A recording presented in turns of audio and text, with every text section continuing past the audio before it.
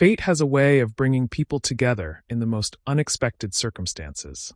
When Nurse Amelia Reynolds saw the tearful 8-year-old boy with a broken arm sitting alone in her emergency room, her instinct was to comfort him.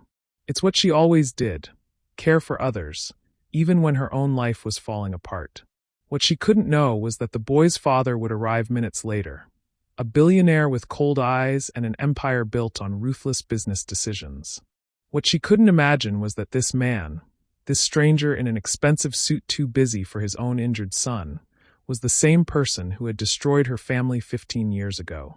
And what she never could have predicted was that in the next few days, this chance encounter would put her in position to either seek vengeance for her past, or save the hospital ward that means everything to her future. Sometimes karma takes years to deliver its justice.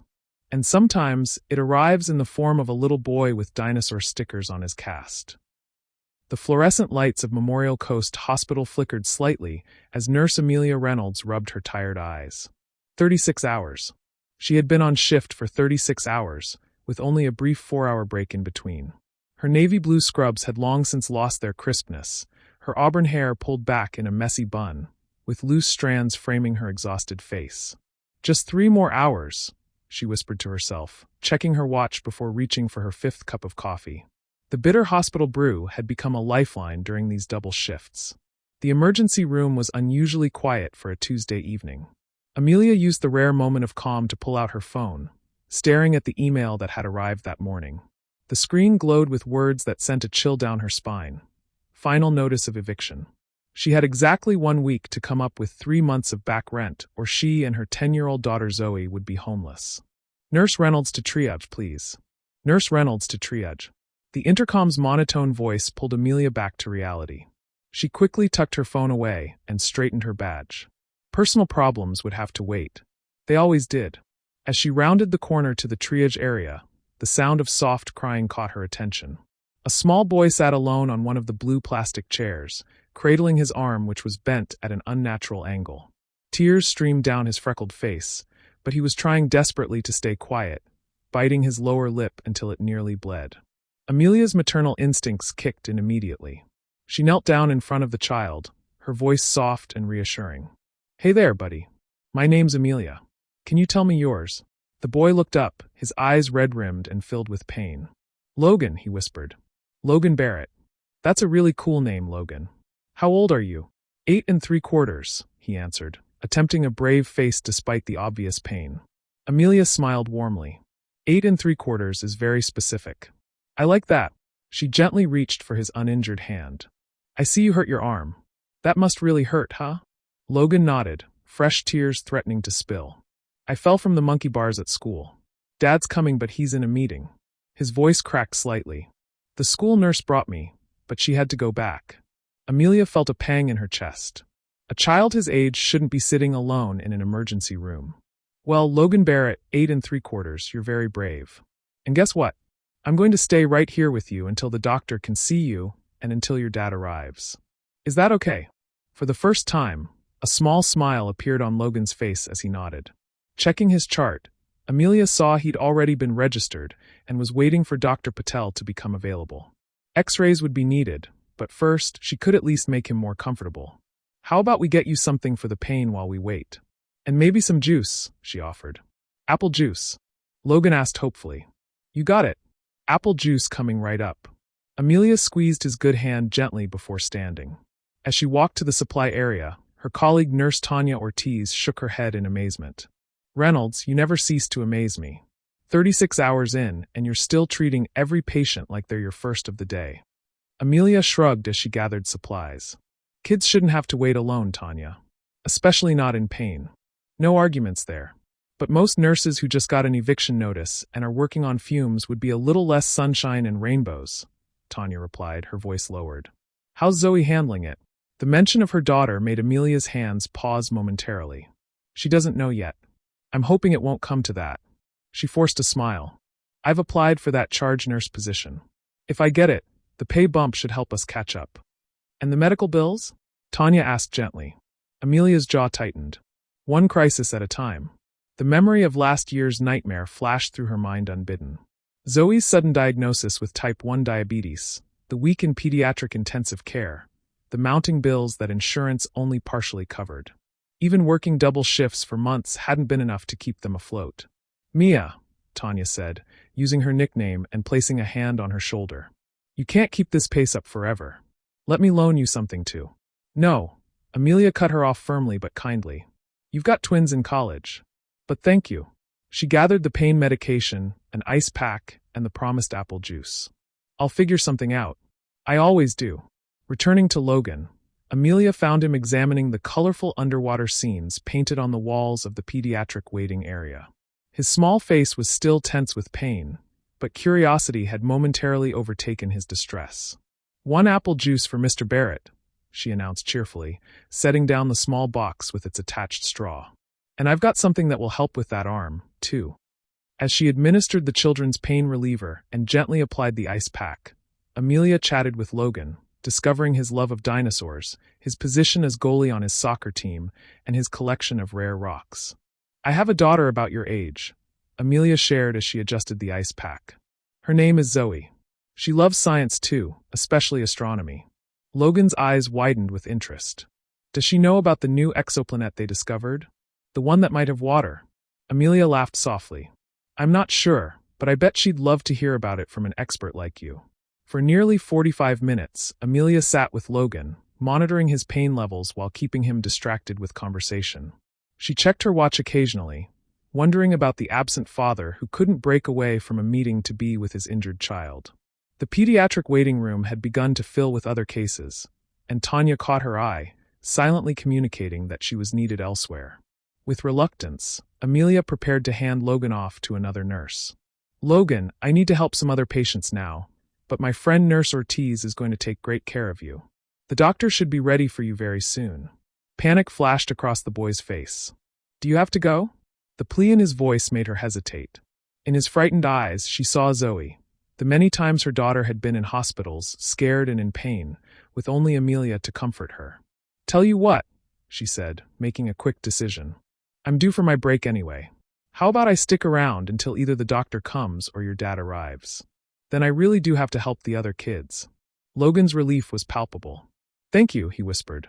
Just then, a commotion at the entrance to the emergency department drew everyone's attention. The automatic doors slid open, and a tall man in an impeccably tailored charcoal suit strode in, flanked by a woman clutching a tablet who seemed to be struggling to keep pace with him. "I don't care about the zoning commission's concerns, Diana," the man was saying, his voice carrying across the waiting room. "Tell them if they want the new cancer wing I'm funding, they'll fast-track the permit for the medical plaza." End of discussion.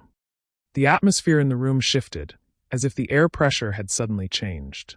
Even patients in discomfort turned to look at the commanding presence that had entered. Logan's posture changed instantly, his small body straightening despite his pain. "Dad," he said, his voice a mixture of relief and apprehension. Amelia glanced between the boy and the approaching man, quickly making the connection. So this was Logan's father, the man who couldn't break a meeting for his injured child. As he approached, she noticed his features matched Logan's in some ways. The same straight nose, the determined set of the jaw. But where Logan's eyes held warmth and curiosity, his father's blue gaze was cold and calculating. "Logan," he acknowledged, finally putting his phone away. "The school called. What happened?" His tone wasn't unkind, but it lacked the concern one might expect from a parent whose child sat with an obviously broken arm. "I fell at recess," Logan explained, his earlier animation fading. "From the monkey bars." The man, Mr. Barrett, Amelia presumed, glanced at the ice pack and then at Amelia herself, seeming to truly notice her for the first time. "Has he been seen by a doctor yet?" he asked, addressing her directly. Amelia straightened her shoulders. "Not yet, Mr. Barrett. We're waiting for Dr. Patel, who's currently with another emergency. I've administered children's pain reliever and applied ice to reduce swelling." Logan has been incredibly brave. Something flickered across the man's face. Perhaps surprise at the comprehensive answer, or at the gentle but professional tone Amelia used. "And you are?" "Nurse Amelia Reynolds," she replied, extending her hand professionally despite her internal assessment of his parenting priorities. He shook it briefly. "Jackson Barrett." The name registered somewhere in the back of Amelia's mind, but she couldn't place it. Something familiar, something from the news perhaps? "Thank you for staying with my son," he added, almost as an afterthought. Before Amelia could respond, Dr. Patel appeared, clipboard in hand. "Logan Barrett? We're ready for you now." As Logan stood to follow the doctor, he looked back at Amelia with those expressive eyes. "Will you still be here when I'm done?"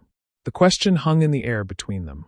Amelia felt Jackson Barrett's gaze shift to her face, awaiting her answer as well, though for different reasons.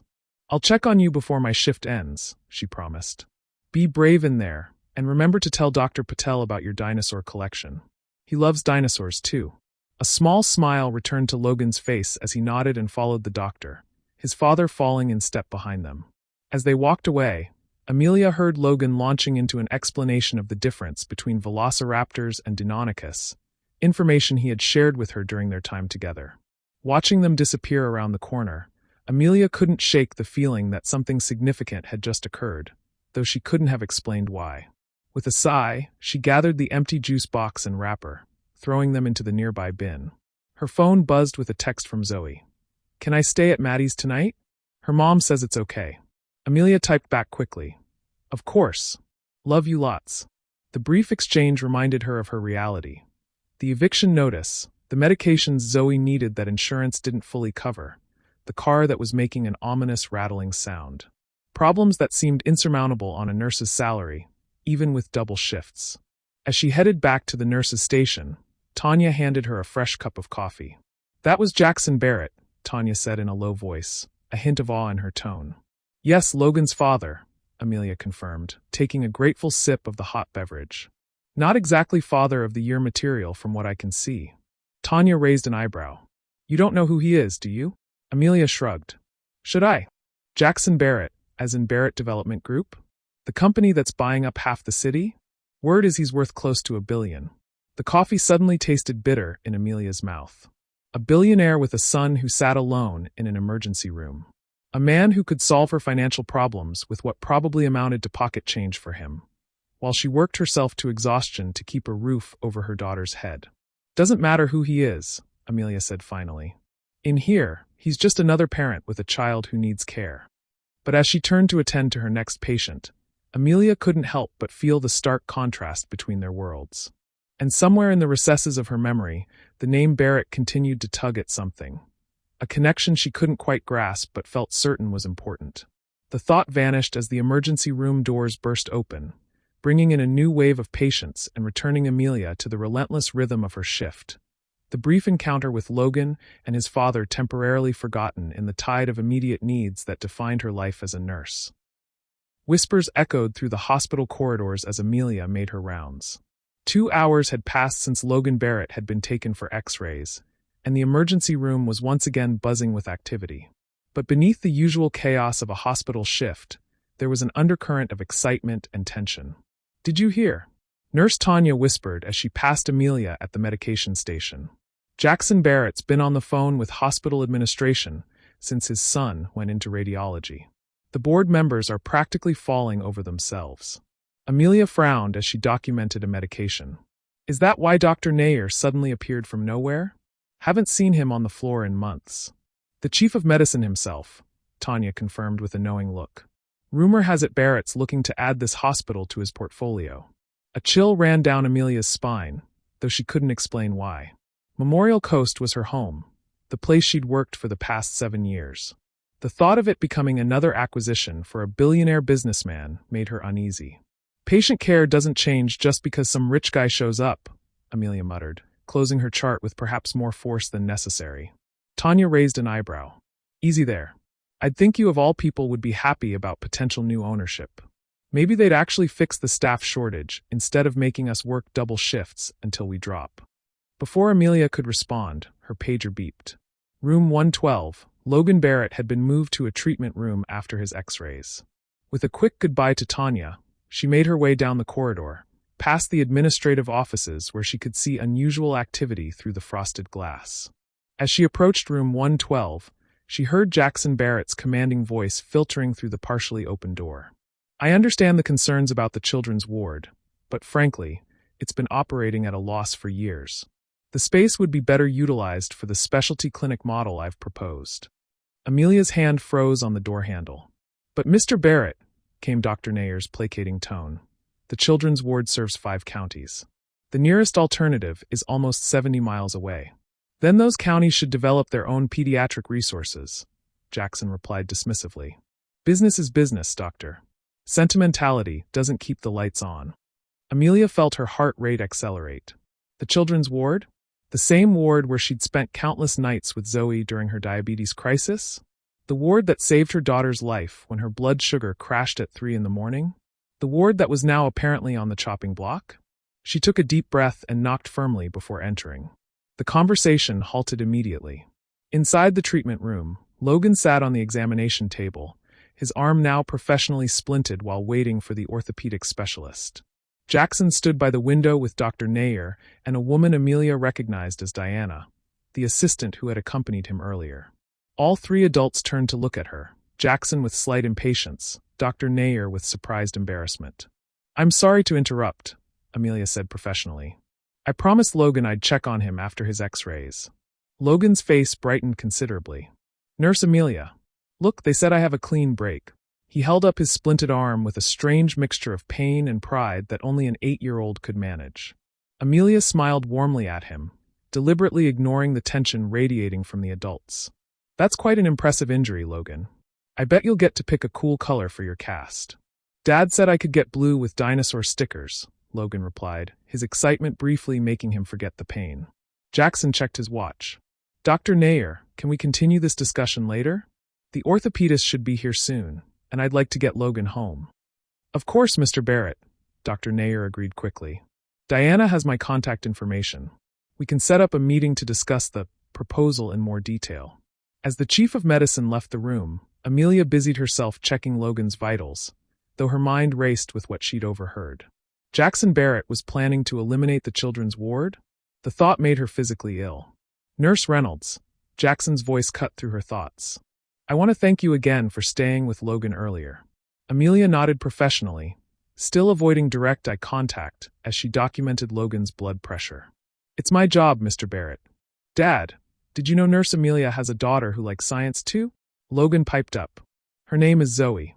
Something flickered across Jackson's face, a brief moment of genuine interest breaking through his businesslike demeanor. "Is that so?" "Yes," Amelia answered, finally meeting his gaze. "She's 10. She was diagnosed with type 1 diabetes last year."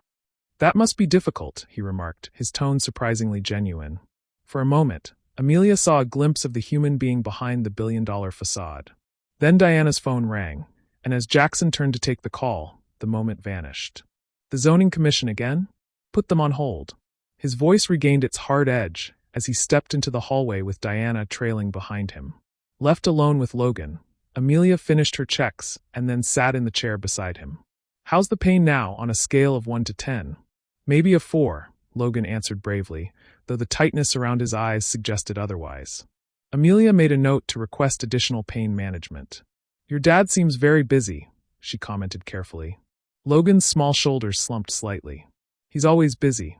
Ever since Mom died." The simple statement, delivered with such resigned acceptance, made Amelia's heart ache. "I'm sorry about your mom, Logan. When did she pass away?" "Last year," Logan replied, fiddling with the edge of his splint. "She got sick really fast. Dad said it was her heart." He paused, looking up at Amelia with those soulful eyes. "After the funeral, Dad started working all the time. He says it's because he has important things to do, but what?" Amelia prompted gently when he trailed off. "I think he just doesn't want to be at home because it makes him sad." The insight, so profound from such a young child, struck Amelia deeply. Before she could respond, her mind made a sudden, jolting connection. Barrett. Jackson Barrett. The memories came flooding back. Her parents' small hardware store in Millfield, the only one serving the rural community for decades. The sudden appearance of a massive home improvement superstore just outside town, funded by Barrett Development. Her father's desperate attempts to keep the family business afloat, mortgaging their home for capital. Then the final blow, Barrett Development buying the mortgage from the struggling local bank and immediately foreclosing, despite her mother's terminal cancer diagnosis. Her parents losing everything they'd built over 40 years. Her father, broken and defeated, passing away just months after her mother, leaving 18-year-old Amelia alone to navigate college and life. Jackson Barrett. The man whose company had destroyed her family was now standing 15 feet away, discussing property acquisitions on his phone. Amelia felt dizzy with the realization, her hands trembling slightly as she adjusted Logan's foreline. How had she not made the connection immediately? Of course, it had been 15 years ago, and she'd been focused on Logan, not his father's identity. Nurse Amelia? Are you okay? Logan's concerned voice pulled her back to the present. She forced a smile. Yes, of course. Just thinking about something. She took a deep breath, steadying herself. Logan, does your dad spend much time with you? The boy looked down at his lap. Not really. I have a nanny named Mrs. Perez. She's nice, but she's not. He hesitated. She's not your mom, Amelia finished softly. Logan nodded, a tear slipping down his cheek. Nobody touches my hair anymore, he whispered, the statement so unexpected and heartbreaking that Amelia had to fight back her own tears. Mom used to brush my hair every night and tell me stories. Without thinking, Amelia reached out and gently smoothed Logan's tousled hair. The gesture seemed to unlock something in the boy, and suddenly he was crying quietly, tears streaming down his face. I'm sorry, he hiccuped, clearly embarrassed by his show of emotion. Never apologize for missing someone you love, Amelia told him firmly. It's okay to be sad sometimes. As Logan calmed down, Amelia found herself in a moral dilemma. Before her sat the son of the man who had callously ruined her family. A man who was now planning to eliminate a vital children's ward that saved lives, including her daughter's. Yet Logan was just an innocent child, clearly starved for attention and affection. The door opened and Jackson Barrett returned, tucking his phone away. His eyes immediately took in his son's tear-streaked face, and his expression darkened. What happened? He demanded, looking accusingly at Amelia.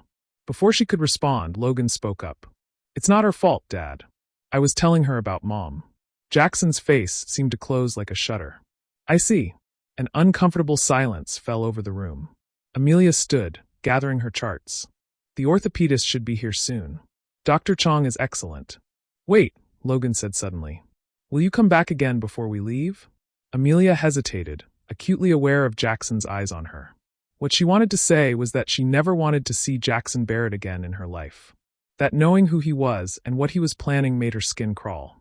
But looking at Logan's hopeful face, she couldn't bring herself to refuse. If I can, she promised vaguely. I have other patients to check on. As she turned to leave, Jackson cleared his throat. Nurse Reynolds? Have we met before? You seem familiar somehow. For a split second, Amelia considered telling him exactly who she was. How his company's ruthless business practices had destroyed not just a family business, but an entire family. How her mother had died knowing they were losing the home she'd lovingly maintained for decades. Instead, she simply said, I don't believe so, Mr. Barrett. I have one of those faces people think they've seen before. With that, she left the room, her heart pounding. Once in the hallway, she leaned against the wall, taking deep breaths to calm herself. The past had collided with the present in a way she never could have anticipated, and now the man who had ruined her family's life was positioning himself to potentially impact her current workplace. The children's ward that had saved her daughter. Fate had a cruel sense of irony. Amelia? Tanya's voice broke through her thoughts. The board members are all gathering in the conference room. Something big is happening. Down the corridor, Amelia could see hospital administrators hurrying toward the main conference room, their faces a mixture of concern and forced pleasantness. Dr. Nair stood outside the door, straightening his tie nervously. Barrett's making his move already? Amelia asked, her voice barely above a whisper. Tanya nodded. Apparently he's been in talks with the board for months. Today was just the official tour to finalize things. Word is, he's planning a complete restructuring. The children's ward, Amelia said flatly. He's planning to close it. Tanya's eyes widened. How do you know that? I overheard him talking to Dr. Nair. Amelia pushed away from the wall, determination replacing her shock. We can't let that happen, Tanya. That ward saved Zoe's life. What can we do? He's a billionaire with the board in his pocket. Before Amelia could respond, her pager beeped again. A code blew in the ICU. Personal vendettas would have to wait. With one last glance toward room 112, where the man who had destroyed her past now threatened her present, Amelia ran toward the emergency. For the next 2 hours, Amelia was completely absorbed in patient care as a cardiac patient crashed and was successfully resuscitated. By the time she emerged from the ICU, Her scrubs were damp with sweat, and her muscles ached from the intensity of CPR. But the patient was stable, and that's what mattered. As she made her way back to the emergency department to finish her shift, she passed by room 112. To her surprise, the door was still closed, indicating Logan and his father hadn't left yet. Hesitating only briefly, she knocked and entered. The scene that greeted her was unexpected. Logan was asleep on the examination bed, his newly casted arm, indeed blue with dinosaur stickers, resting on a pillow. Jackson Barrett sat beside him, not on his phone but simply watching his son sleep, an unreadable expression on his face. He looked up as Amelia entered, and for a moment, she saw genuine exhaustion in his eyes, the kind that had nothing to do with physical fatigue and everything to do with emotional burden. The orthopedist said it was a clean break, he said quietly, gesturing to the cast. 6 weeks in the cast, then physical therapy. Amelia nodded, checking Logan's chart at the foot of the bed.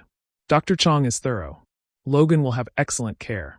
He asked for you, Jackson continued, his voice still low to avoid waking his son. After the casting was done. Wanted to show you the dinosaur stickers. Something in his tone made Amelia look up from the chart. He's a special kid. Yes, Jackson agreed, with what seemed like surprise at the realization. He is. He paused, studying her face. You're working a double shift. It wasn't a question, but Amelia answered anyway. Yes. It helps with the bills. A flicker of genuine interest crossed his face. Your daughter Zoe, right? Logan mentioned she has diabetes. Type 1, Amelia confirmed, unsure why she was sharing this with the man she had every reason to despise. Diagnosed last year. That must be expensive. Amelia's spine stiffened. We manage. Jackson seemed to sense her discomfort and changed the subject. Logan doesn't connect with many people. Not since his mother died. But he took to you immediately. Children often sense when someone genuinely cares about their well-being, Amelia replied, unable to keep a slight edge from her voice. Jackson's eyes narrowed slightly, as if detecting the hidden barb. Are you suggesting I don't care about my son's well-being, Nurse Reynolds? Amelia met his gaze directly. I would never presume to judge someone else's parenting, Mr. Barrett. But children need more than financial security. They need presence. She immediately regretted her boldness. This man was not only a patient's father, but potentially her hospital's next owner. Antagonizing him was professional suicide. Yet something about seeing Logan's vulnerability, combined with the memory of her own family's destruction at Barrett's hands, made it impossible to stay silent. To her surprise, Jackson didn't react with anger. Instead, he looked thoughtfully at his sleeping son. His mother used to say something similar. An awkward silence fell between them, broken only by Logan's soft breathing. After a moment, Jackson reached into his jacket and withdrew a business card, offering it to Amelia. Logan would probably benefit from seeing a friendly face during his recovery. If you're interested in some private nursing shifts, the pay would be considerably better than this. He gestured vaguely at the hospital around them. Amelia stared at the card, momentarily speechless. Was Jackson Barrett offering her a job? The irony was almost too much to bear. The man whose company had forced her family into financial ruin was now casually offering financial assistance, completely unaware of their history. Part of her wanted to throw the card back in his face and tell him exactly who she was. Another part, the part that had just received another late payment notice for Zoe's insulin, recognized the practical value of such an opportunity. Before she could decide, the door opened and Diana entered, her tablet in hand. Mr. Barrett, the car is waiting. The board has unanimously approved the initial acquisition proposal.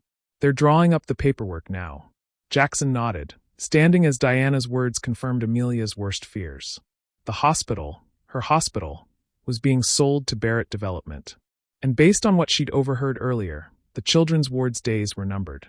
Thank you, Diana. We'll be ready to leave shortly. As his assistant stepped back into the hallway, Jackson turned to Amelia. Think about my offer, Nurse Reynolds. Logan would appreciate it, and as Diana just confirmed, I may have more influence over your workplace than you might prefer. The thinly veiled reminder of his power sent a chill through Amelia. As Jackson gently woke Logan and helped him sit up, Amelia's mind raced with impossible choices. Take a job with the man who destroyed her family? Watch silently as he dismantled a critical hospital ward? Or risk everything by standing against a billionaire who clearly wasn't accustomed to hearing the word no? Logan's sleepy voice broke through her thoughts.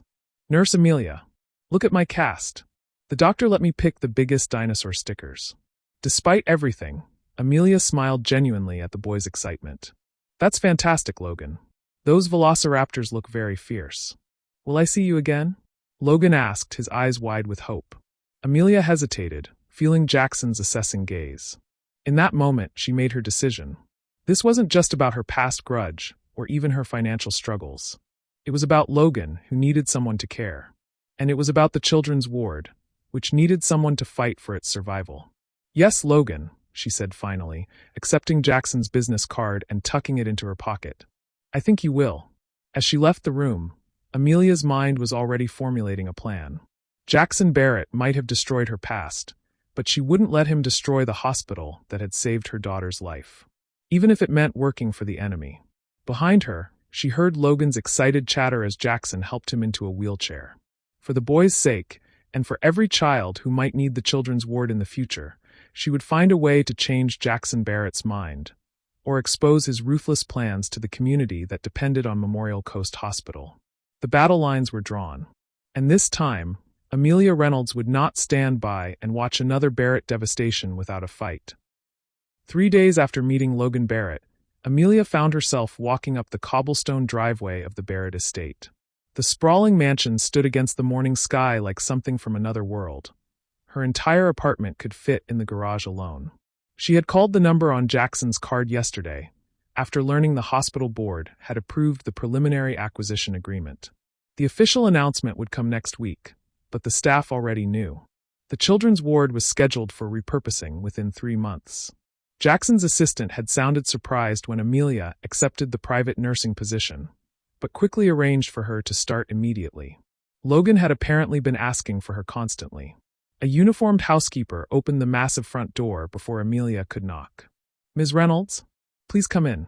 Mr. Barrett is in his study, but Logan is expecting you in the sunroom. Following the housekeeper through marble hallways adorned with museum-quality art, Amelia felt increasingly out of place. This world of casual wealth was entirely foreign to her. Nurse Amelia. Logan's delighted voice rang out as she entered a light-filled room at the back of the house. He sat at a table covered with Lego bricks, his blue cast prominently displayed. Dad said you were coming, but I wasn't sure if you really would. I keep my promises, Amelia replied with a warm smile, setting down her nursing bag. How's the arm feeling? It itches, Logan complained. Dad tried to help with a ruler, but it didn't reach. Amelia chuckled, retrieving a special anti-itch device from her bag. Good thing I came prepared. As she showed Logan how to use it, she took stock of her surroundings. Beautiful as the sunroom was, there were few personal touches. No family photos, no drawings on the refrigerator, nothing to suggest a child lived here. Where are your toys? She asked casually. Logan shrugged. Most of them are in my playroom upstairs. Dad says this is a grown-up house. He lowered his voice. But sometimes I sneak Legos down here because the light is better for building. Your secret's safe with me, Amelia assured him. For the next hour, she checked Logan's vitals, helped with his physical therapy exercises, and then simply played with him. His face lit up with each moment of genuine attention, confirming her suspicions about his emotional neglect. Logan seems well, a deep voice observed from the doorway. Amelia turned to find Jackson Barrett watching them, his expression unreadable. Dad! Logan exclaimed. Nurse Amelia brought special stuff for my cast. And look at the dinosaur I built. Jackson approached, inspecting the Lego creation. Very impressive. To Amelia's surprise, he actually knelt beside Logan, examining the details. Is this a Brachiosaurus? No, Dad, Logan giggled. It's an Apatosaurus. See the tail?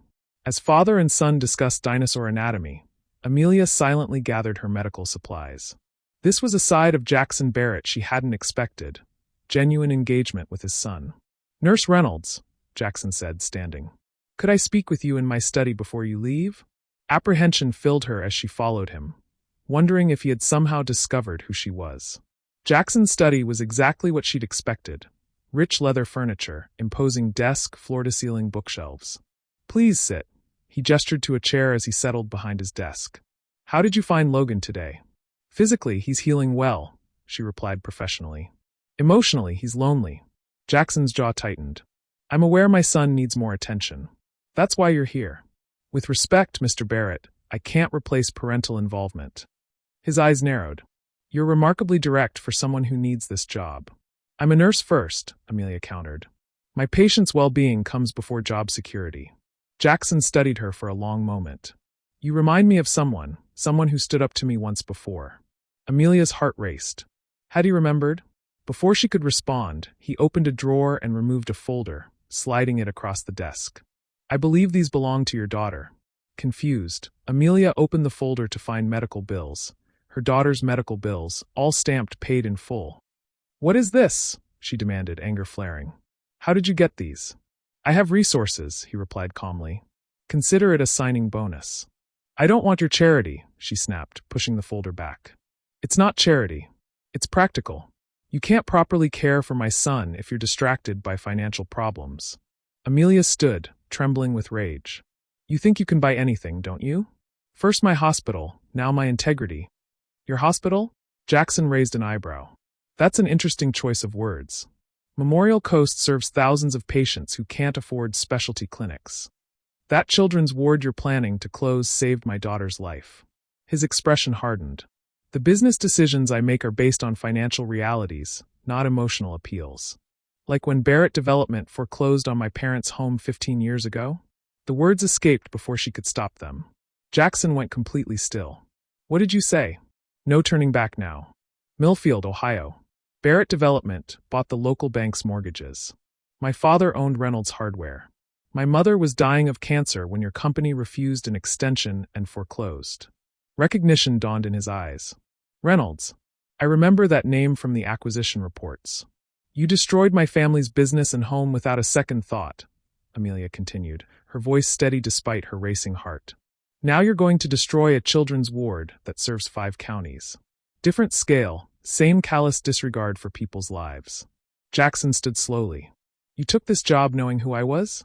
To what end? For Logan, she answered honestly. And yes, to try to change your mind about the children's ward.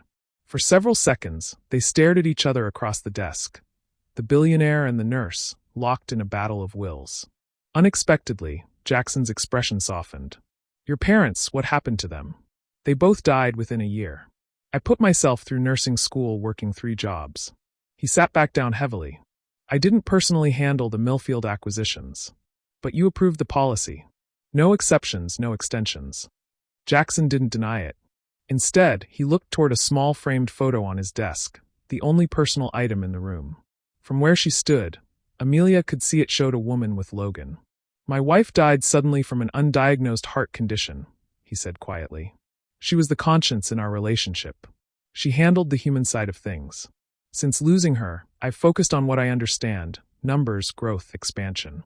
And Logan has paid the price for my inability to cope, Jackson admitted, surprising her with his candor. When I saw how he responded to you at the hospital, it was the first time since his mother's death that he seemed connected to someone. The study door suddenly burst open. Dad! Nurse Amelia! Come quick! Logan stood there, eyes wide with panic. Something's wrong with Mrs. Perez. They rushed to the kitchen where the elderly housekeeper lay on the floor, clutching her chest, her breathing labored. Amelia's training took over instantly. Call 911, she ordered Jackson, dropping to her knees beside the woman. Mrs. Perez, I'm a nurse. Can you tell me what you're feeling? Chest tight, the woman gasped. Recognizing the signs of a heart attack, Amelia began emergency procedures, directing Logan to bring her nursing bag. Jackson returned, reporting the ambulance was en route. How old is she? Amelia asked as she monitored the woman's pulse. 67, Jackson answered. She's been with us for 20 years. For the next critical minutes, Amelia worked to keep Mrs. Perez stable, performing CPR when the woman briefly lost consciousness. Logan watched from the doorway, tears streaming down his face. When the paramedics arrived 12 minutes later, Amelia provided a concise report of the woman's condition and actions taken. As they loaded Mrs. Perez into the ambulance, Jackson made a single call. This is Jackson Barrett. Elena Perez is being transported to Memorial Coast. I want your best cardiologist waiting. As the ambulance pulled away, Logan clung to Amelia, sobbing. Is Mrs. Perez going to die like Mom? The doctors will do everything they can, Amelia assured him, though the woman's condition had been serious. Later that evening, After Logan had finally fallen asleep, Amelia found Jackson in his study, staring out the window. "Any news?" she asked. "She's stable. They performed an emergency procedure." He turned to face her. "The cardiologist said if you hadn't been here, she wouldn't have survived until the ambulance arrived." "I'm glad I could help." Jackson gestured to a chair. "When the hospital called, they said Mrs. Perez is being treated in the cardiac unit of the children's ward. The only cardiac unit in the county equipped for her specific condition." Amelia remained silent, letting the implication sink in. "The same ward I'm planning to close," he continued, pouring 2 glasses of water and offering her one. "The universe has a perverse sense of humor." "Or perfect timing," Amelia suggested. Jackson smiled ruefully. "Perhaps." He took a seat across from her. "Tell me about this children's ward. Not statistics. Tell me what it means to families like yours." And so she did. She told him about the night Zoe's blood sugar crashed dangerously low, about the pediatric endocrinologist who came in at 3 a.m., about the specialized care that saved her daughter's life, care unavailable for 70 miles in any direction. As she spoke, Jackson listened intently, asking occasional questions that revealed he was genuinely considering her perspective. "You're an unusual person, Amelia Reynolds," he said when she finished. "Most people wouldn't take a job with someone they despised on principle." "I don't despise you," she corrected him. "I despise what your company did to my family and what you're planning to do to my hospital. There's a difference." Jackson regarded her thoughtfully. "Would it surprise you to know I've been reconsidering the children's ward decision? Because of Mrs. Perez? Partly." He leaned forward. "And partly because of you, your courage to confront me with the past while still caring for my son with complete professionalism. It's rare." 3 weeks later, Amelia stood beside Jackson at a press conference outside Memorial Coast Hospital. Camera flashes illuminated the newly unveiled sign. The Sophia Barrett Children's Center, named after Jackson's late wife. Rather than closing the children's ward, Jackson announced to the assembled crowd, Barrett Development will be expanding it with a $10 million investment in specialized pediatric care. As applause erupted, Amelia caught sight of Zoe sitting next to Logan in the front row. The children exchanged conspiratorial smiles, their friendship blossoming over the past weeks as their parents worked together on the new development plan. Later, as the crowd dispersed, Jackson handed Amelia an envelope. "What's this?" she asked. "The board approved your appointment as director of pediatric nursing for the new center," he replied. "And there's something else, a trust established for families facing foreclosure due to medical expenses. I'd like you to help administer it." Amelia was speechless. "Consider it karma," Jackson said with an unexpected smile. "A wise nurse recently taught me that business decisions should include their human impact." As they walked toward the children, Amelia realized that sometimes healing came in unexpected forms. The man who had once devastated her family had not only preserved a vital medical resource, but had found his own path to redemption through it. And as she watched Logan tackle his father in an exuberant hug, something unimaginable just weeks ago, she understood that the real victory wasn't changing a billionaire's mind about a hospital ward. It was helping a grieving father and son find their way back to each other.